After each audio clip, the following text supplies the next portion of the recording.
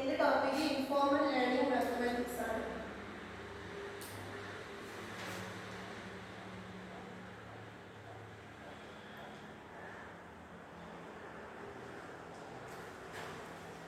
അതായത് നമ്മൾ maths formal class റൂമിൽ സെറ്റിംഗ്സിലല്ലാതെ ഇൻഫോർമൽ ആയിട്ട് മാത്സ് പഠിക്കുന്നതിനെയാണ് ഇൻഫോർമൽ ലേണിംഗ് മാത്തമാറ്റിക്സ് എന്ന് പറയുന്നത്. അതായത് നമുക്കറിയാം, നമ്മൾ ഒരുപാട് സിറ്റുവേഷൻസ് ഇവിടെ മാത്സ് പഠിക്കുന്നുണ്ട്.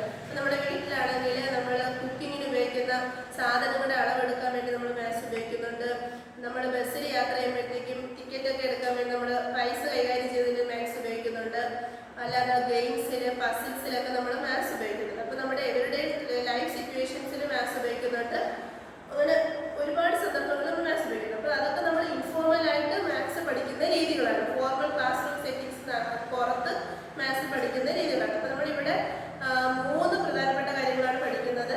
അതായത് മാത്സ് എക്സിബിഷൻ, മാത്സ് ഫെയർ,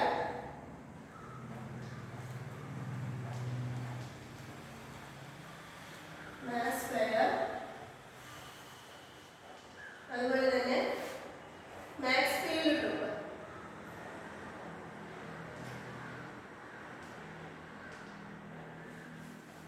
എന്താണ് മാത്സ് ഫെയർ എന്ന് പറയുന്നത്? അതായത് ഗണിതശാസ്ത്ര മേള. ഇപ്പൊ വിദ്യാർത്ഥികൾക്ക് അവരുടെ ഗണിതശാസ്ത്ര പരിജ്ഞാനം, പ്രശ്ന പരിഹാരത്തിനുള്ള കഴിവ്, പിന്നെ സർഗാത്മക പ്രദർശിപ്പിക്കാനൊക്കെ ഉള്ള ഒരു ഈവന്റ് ആണ് ഈ മാത്സ് ഫെയർ അഥവാ ഗണിതശാസ്ത്ര മേളകൾ എന്ന് പറയുന്നത്. അപ്പൊ കുട്ടികൾക്ക് എന്ത് ചെയ്യാൻ പറ്റും? വിമർശനാത്മകമായി ചിന്തിക്കാനും അതുപോലെ തന്നെ ഗണിതശാസ്ത്ര ആശയങ്ങൾ ആഴത്തിൽ പര്യവേക്ഷണം ചെയ്യാനുള്ള ഒരു വേദിയാണ് ഈ ശാസ്ത്രമേള എന്ന് പറയുന്നത്. അപ്പം അത് അവർക്ക് എന്ത് ചെയ്യും? ഈ ഗണിതത്തിനോടുള്ള സ്നേഹം, ഗണിതത്തിനോടുള്ള ഇഷ്ടം കൂടുതൽ വർദ്ധിപ്പിക്കാനും ഇത് സഹായിക്കുന്നുണ്ട്. അതുപോലെ തന്നെ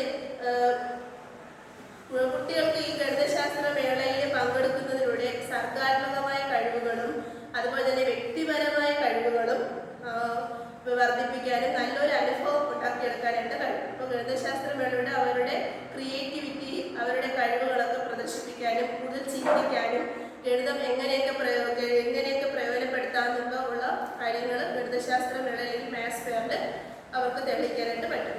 അടുത്തതെന്ന് പറയുന്നത് മാത്സ് എക്സിബിഷനാണ്. അതായത് ഗണിതശാസ്ത്ര പ്രദർശനം എന്ന് പറഞ്ഞാൽ അവിടെ ഗണിതത്തിന്റെ സൗന്ദര്യങ്ങൾ നമുക്ക് പ്രദർശിപ്പിക്കാൻ പറ്റും. മോഡൽസിലൂടെ പ്രദർശിപ്പിക്കാം. പിന്നെ ലോകപ്രയോഗം, മാത്സ് എവിടെയൊക്കെയാണ് പ്രയോഗിക്കുന്നത് മോഡൽസിലൂടെ നമുക്ക് ഈ എക്സിബിഷനിൽ പ്രദർശിപ്പിക്കാൻ പറ്റും. അപ്പൊ ഇതിലൂടെ എന്താണ് ചെയ്യുന്നത്? ഇതിലൂടെ അവർക്ക് മാത്സ് എവിടെയെല്ലാം കൈകാര്യം ചെയ്യുന്നതെന്നുള്ളത് ഒരു മോഡൽ ഉപയോഗിച്ച് അവർക്ക് മനസ്സിലാക്കാനും കണ്ട് മനസ്സിലാക്കാനും അതുപോലെ തന്നെ അതിലൂടെ അവർക്ക് ഒരു പുതിയ കരിയർ, പുതിയൊരു ഫീൽഡ് അവർക്ക് തിരഞ്ഞെടുക്കാനും മാത്സിലോട്ടുള്ള ഒരു പുതിയ ഫീൽഡ് തിരഞ്ഞെടുക്കാനും ഒക്കെ സാധിക്കും. മാത്സ് എക്സിബിഷനിലൂടെ അവർക്ക് കണ്ട് മനസ്സിലാക്കി അങ്ങനെ അതിനോട് ഇഷ്ടം തോന്നി അവർക്ക് പുതിയൊരു മാത്സ് ഫീൽഡ് സെലക്ട് ചെയ്യാനായിട്ട് സാധിക്കും. ഇനി ഫീൽഡ് ട്രിപ്പ്, മാത്സ് ഫീൽഡ് ട്രിപ്പിലൂടെ എങ്ങനെയാണ് കുട്ടികൾക്ക് മാത്സിനോട് ഇഷ്ടം തോന്നുന്നത്? അതായത് ഇപ്പം നമ്മൾ എന്തായാലും നോർമൽ ക്ലാസ് റൂമിൽ നമ്മൾ മാത്സ് പഠിക്കും. അത് നമുക്ക് പുറത്ത് ഫീൽഡ് ട്രിപ്പിലൂടെ കുട്ടികളെ കൊണ്ടുപോയി കണ്ട് മനസ്സിലാക്കാൻ പറ്റും. മാത്സ് എവിടെയെല്ലാം ഉപയോഗിക്കുന്നു? ആർക്കിടെക്ചറിൽ മാത്സ് ഉപയോഗിക്കുന്നുണ്ട്. പിന്നെ എന്താണ്, വ്യാവസായിക രംഗത്ത് മാത്സ് ഉപയോഗിക്കുന്നുണ്ട്. പിന്നെ എന്താണ്, എഞ്ചിനീയറിംഗ് ഫീൽഡിൽ മാത്സ് ഉപയോഗിക്കുന്നുണ്ട്. ആർക്കിടെക്ചർ ഫീൽഡിൽ മാത്സ് ഉപയോഗിക്കുന്നുണ്ട്. സയൻസ്, ടെക്നോളജി ഫീൽഡിലൊക്കെ ഉപയോഗിക്കുന്നുണ്ട്, മാത്സ് ഉപയോഗിക്കുന്നുണ്ട്. അതൊക്കെ അവിടെ പോയി കണ്ട് അതെങ്ങനെയൊക്കെയാണ് അവിടെ പ്രയോജനപ്പെടുത്തുന്നതെന്ന് കണ്ട് മനസ്സിലാക്കാനും കുട്ടികൾക്ക് സാധിക്കുന്നുണ്ട്. അതുപോലെ തന്നെ ഗണിതശാസ്ത്രത്തിന്റെ പ്രാധാന്യം എത്രത്തോളമാണ്, ഏതൊക്കെ ഫീൽഡിലാണ് ഗണിതമില്ലാതെ നമുക്ക് ഒരു ഫീൽഡ് വർക്ക് ചെയ്യുന്നില്ല എന്നുള്ളതൊക്കെ കണ്ട് മനസ്സിലാക്കാനും അത് ദൈനംദിന ജീവിതത്തിൽ എത്രത്തോളം പ്രയോഗിക്കുന്നു എന്ന് മനസ്സിലാക്കാനും സാധിക്കുന്നതാണ്